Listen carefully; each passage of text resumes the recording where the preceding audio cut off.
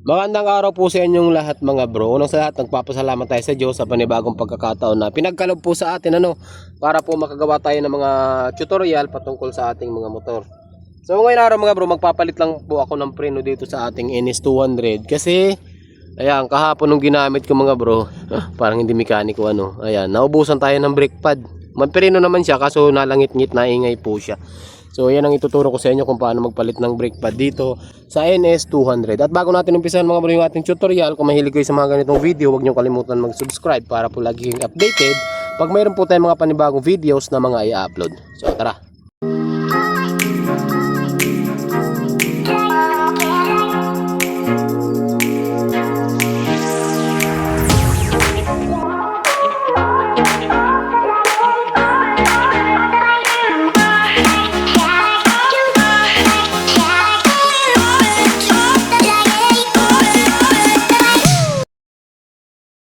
Yan. So ang unit natin mga bro ay Rouser 200. Ito yung motor natin na 9 pound.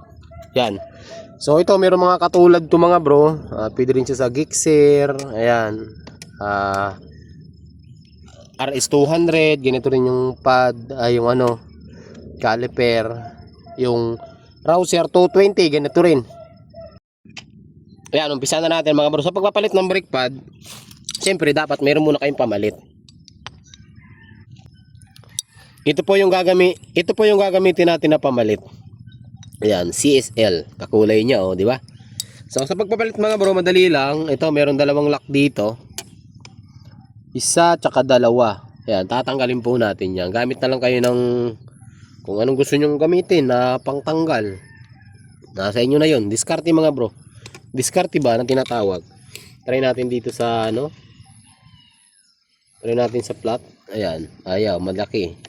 Ayun, madali lang naman. Sungkitin nyo lang pala sa ilalim Pre, mamaya ko na lang dalhin. Nag-busy ako kahapon. Sige. Yan, merong magdadalhin sa atin motor. Tanggalin natin. Long nose, try nyo, try. Ayun, long nose. Madali lang din mga bro. Easy lang to tanggalin Ngayon, pag natanggal nyo yan mga bro, i-atras nyo muna to ng konti. Yan. I-atras natin ng konti itong caliper. Pero mas maganda dyan mga bro, meron pa tayong diskarte dyan na isa. Tanggalin nyo tong tanggalin nyo tong cover ng fluid. Kasi minsan matigas itulak yung piston. Bagaman kayang itulak kahit nandyan yan. Pero kung wala ito, yung cover, makakasingaw yung hangin. So kapag nakasingaw ng hangin, hindi siya ganun katigas. Kasi mga bro, ang gagawin natin ay dudukutin na lang natin, hindi natin tatanggalin yung caliper, diba? I-atras ko lang muna yung camera natin I-atras natin ito. Ayun. Yung pin. Kasi may pin to mga bro Ayan. Ito yung pin. Yung dito nakalagay yung mga lock. Yung dalawang lock na tinanggal natin kanina. Diyan nakalagay. Tapos, ayan. Ba, tanggal na. Ba, ubos na nga talaga. Wow, ubos na ubos. Ito yung isa. Tapos ito naman, ito yung isa mga bro. Mayroon pa naman pad, pero kung makikita nyo, ubos na talaga. Ayun grabe na ubusan. Parehasin nga natin. Mga hindi magkaparehas patay tayo. Kaya kung makikita nyo mga bro, legit naman. Parehas naman. Ayan. Diba? Pares po yung brake pad Tapos sa kabila, ayos, parehas. Okay? So ito mga bro, kapag natanggal nyo, hindi mo muna agad na ibabalik yan. Kailangan nyong iangat ito. Ay grabe, ang tigas. Kailangan yung mga bro, yung piston na yan, kailangan yung mailalim ng kaunti. Ayan, kailangan nyo siyang maibaon ng kaunti. Kasi, mahihirapan po kayo magpasok niya. Kailangan maluwag muna siya. So, kailangan natin sungkitin to. So, gamit. Kulang yata tayong dala ng tools Try natin to.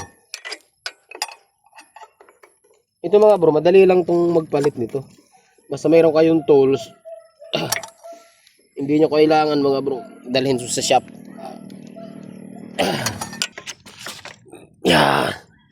So kailangan mga bro, ang gawin nyo lang yung ano, ito to. Ayan, dapat mapa-atras nyo sa dito mga bro. Ayan, medyo matigas lang yung akin kasi matagal na to eh. Pero may time na malambot lang po yan.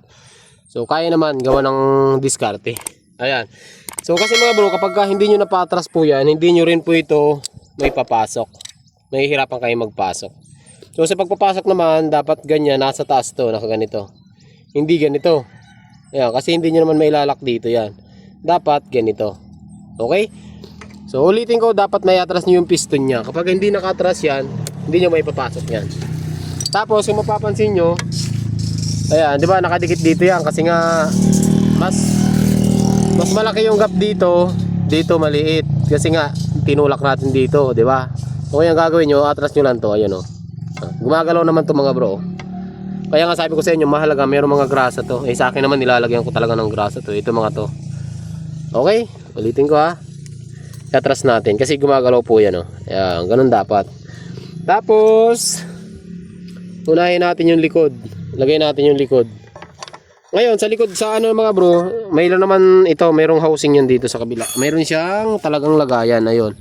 Hindi pwedeng basta nyo lang ilagay, mayroon sabitan po yan ha. Yan. Kakabit lang natin to dito. Ayun, what? Kasyang kasya oh, di ba? Tapos check natin kung nakasabi talaga. Ayun. Ganun dapat. Diba? Dito natin sa likod. Ayun. Dito natin sa likod mga bro. Mas kita yan sa likod. Ayun o. Ayun. Kita nyo? Kita nyo yung sabitan nya. Ayun. Diba? Meron talaga siyang talagang tamang lagayan. Okay. Siyempre itong isa. Meron din to mga bro. Kabit natin. Ito. Yan, meron din tong tamang lagayan kung makikita nyo. Hindi yan basta mga bro sinasalpak lang. Ay, baliktad. Ito. Ayun. Ayun lang mga bro. Salpak na po yan. So pagkatapos natin may salpak yan, syempre yung butas ito, salpak na yan dito kung makikita nyo. Ayun oh. Hindi lang masyado kita sa camera mga bro. Ayun. Meron talaga siyang pwesto dyan. Hindi yan basta sinasalpak lang. Tapos, ito yung pin natin. Yung mga pin natin. Andaan mga bro sa ilalim. Dito kasi natin hinugot to eh. Yan, dito.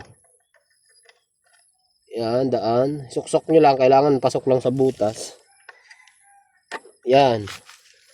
Ito ah. Pasensya na kayo mga bro. Di masyado kita. Dito natin yung camera. Para kita nyo. Yeah. Tigas ha.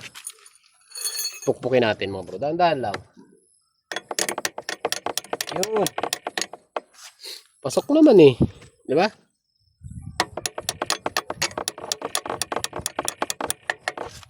Ayan mga bro.